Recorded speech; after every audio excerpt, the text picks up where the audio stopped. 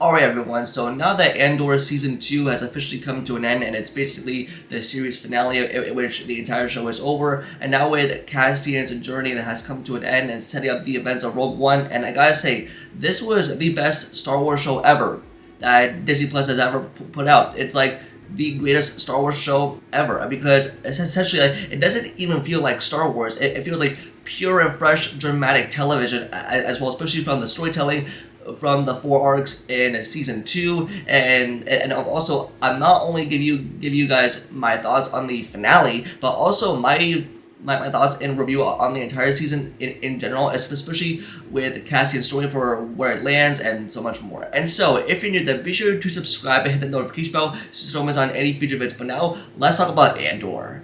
And now, where do I start? Well, I gotta say, with the entire season as a whole, especially for what this was structuring to be focusing on, it is of course with Cassian Andor, in which this is his journey being a part of the rebellion, fighting against the Empire, because especially focusing on the political side of the Empire for what they have up their sleeves, because essentially like this just felt more like grounded television, because and even with these arcs in season 2, and especially after one arc ends, it progresses forward every 4 years. This is like the beginning of going into the events of Rogue One, essentially for how Cassian ended up in this position to where now the Empire has grown like even stronger, and that's the most important things that I really enjoyed about this show, because even though I really liked season 1, but in terms of what season 2 delivered, I thought it delivered good, pure quality television. Like,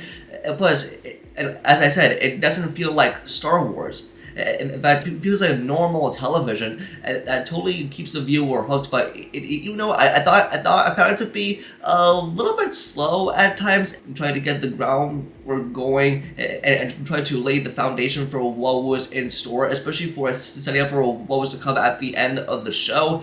And basically, I mean, season 2 was basically the final season of the show. This was going into Rogue One, but I really loved Cassian's journey for how his character was developed, especially from a thief to now being a leader, and to how he was going to survive fighting against the Empire.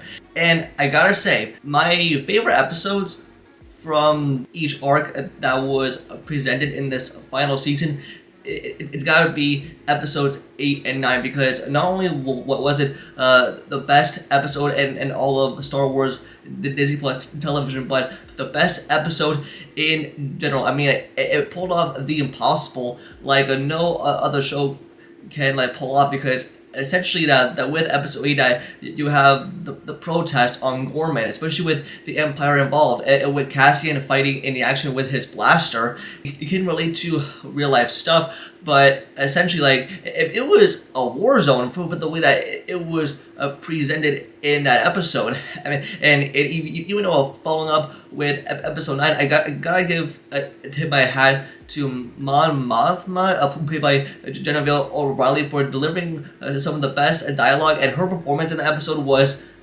fantastic. She delivered the most outstanding speech of what was going on Gorman, especially with that protest and the riot, and with the aftermath of it. It was pure television. Like, this entire show alone brought such great performances, especially from everyone involved. It definitely explains why we don't get shows like these often. Like, we had to wait 3 years for Andor Season 2, because it totally feels like a different show. It doesn't rely on fan servicey things or nostalgia. It's just a grounded piece of storytelling. It's like dramatic television that you certainly get that feel, especially surrounding the Empire, and especially for what the rebellion is laying the foundation and building it towards.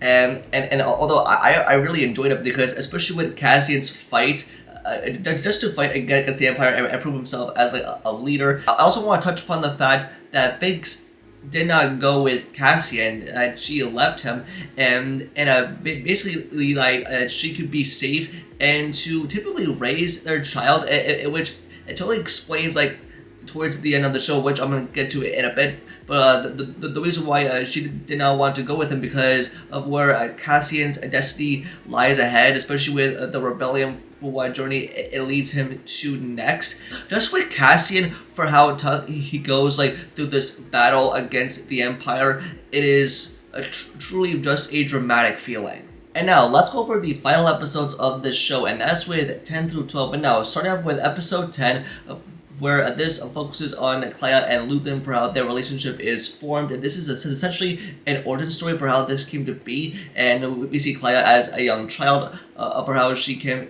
into this way with Luthen, and even with Luthen for how his character is progressed, for how it was developed, especially throughout the course of season 1 and season 2, it has kind of come full circle. But even towards the end of that, Luthen dies, and that is the end of his arc. And then we move into the penultimate episode before the series finale, and that is with the Imperial Security Bureau. That is after Kleya, and she is taking cover with Cassian. And then what she basically it explains for how this is a direct tie into Rogue One, is the Empire's plans for the Death Star, calling it their super weapon. And basically for what we are exploring in Rogue One, for how it laid the groundwork and plot for that movie. And this is where Cassian and Jin go into destroy the plans for the Death Star and to locate its plans for. That's why we see the Empire growing and stronger.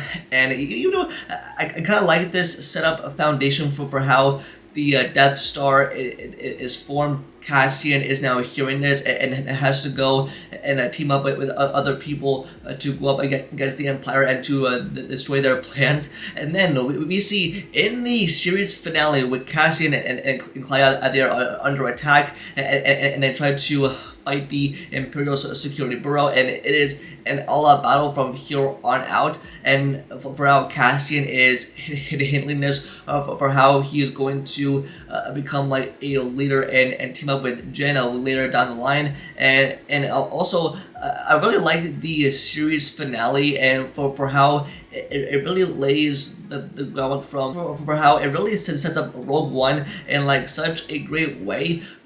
Even though that what happens towards the end, it is very, very sad, but also in a very emotional way. And on top of that, this feels more like a rescue mission, because essentially this is revolving Cassian, who is in danger, and with the Imperial Security Bureau that has came to hunt Kleya, because she now knows the plans for what the Empire is going to do with the Death Star once they build it.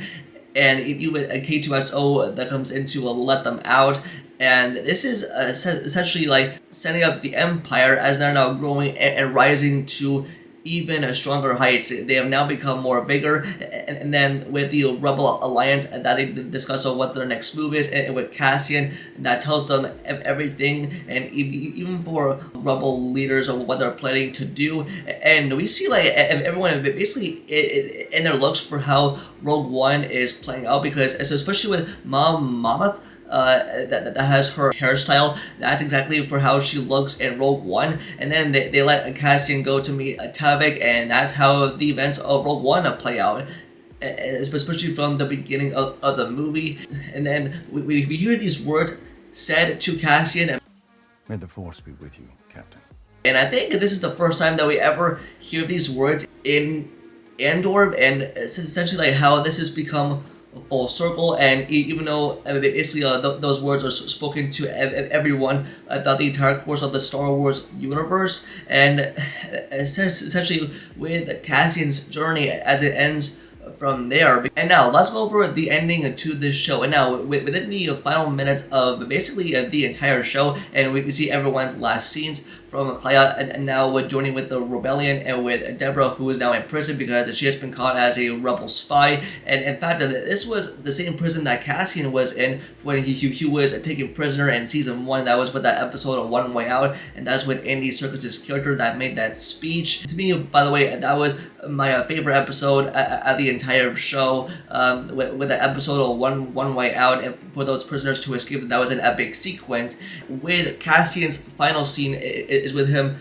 going to his ship, going blast off to a planet, and that's how basically the start of Rogue One, with the meaning of the final scene, and that is with Banks holding Cassian's child. Now, we do know that at the end of Rogue One, Cassian dies, and even now, not knowing that he has a son with Banks, who is now his wife, is like so emotional, and even though it's like completely sad that now with Banks, who is now saved, and not knowing for what was going to happen to Cassian, because especially throughout the events of Rogue One, with Cassian and Jyn that goes to destroy the plans that the Empire has for the Death Star. And even though I really like Rogue One as some of people's favorite Star Wars movies, it has a beautiful ending, especially if you know the meaning and ending of that movie, and then it fades to black, and that's how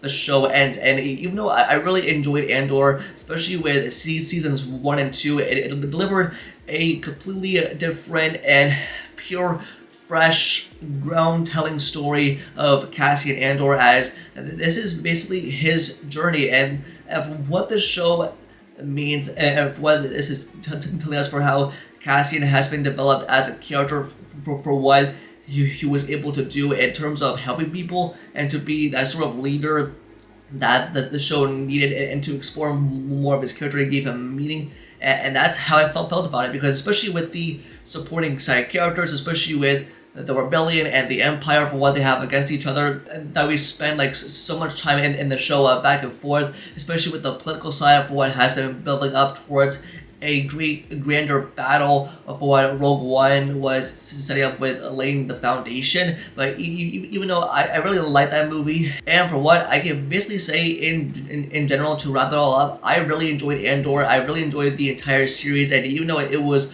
slow build moving until the very end of the show, it kind of completes a full circle with Cassian's journey for how he was able to lead this series. I mean, bravo to Diego Luna and to the rest of the supporting cast members and to everyone involved. This show was great, and I hope that we get more drama series and material like this show in terms of the Star Wars universe, where they're going from here. But yeah, I really enjoyed the finale, the entire show, and I think I might be giving it a rewatch sometime down the road, but we'll have to wait and see on that. But yeah, that's gonna do it for this video. Just let me know in the comments below, and what your thoughts on Andor, the entire show, and what are your thoughts on the series finale and that ending, especially if you've seen Rogue One. Just let me know in the comments below, and all of it, and how would you rate it out of 10. Don't forget to like the video and subscribe to notifications for future videos, and also follow all my social medias over linked down below. And with that, I'll see y'all in the next video. Peace.